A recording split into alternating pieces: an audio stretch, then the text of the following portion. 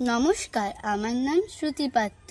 আমার বয়স 10 বছর। আমার বিষয় আবৃত্তি। আমি সর্বভারতীয় সঙ্গীত ও সংস্কৃতি পরিষদের অনলাইন সাংস্কৃতিক প্রতিযোগিতা 2026-এ অংশগ্রহণ করছি।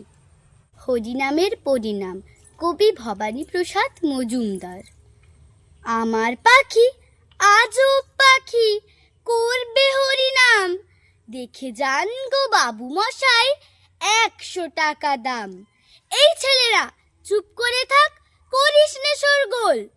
বল তো পাখি, বল একবার, বলো হরি বল।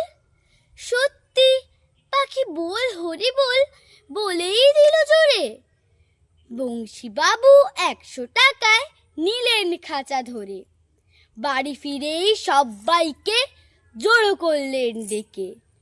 জোনা 50 লোকের মাঝে বললেন জোরে হেঁকে, এই যে পাখি দেখছো সবাই, মথুরায়ের ধাম।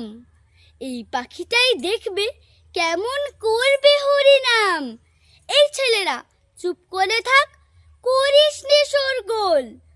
বল তো পাখি, বল একবার, বলো হরি বল। পাখি কিছুই বলে না তো, চুপটি করেই থাকে।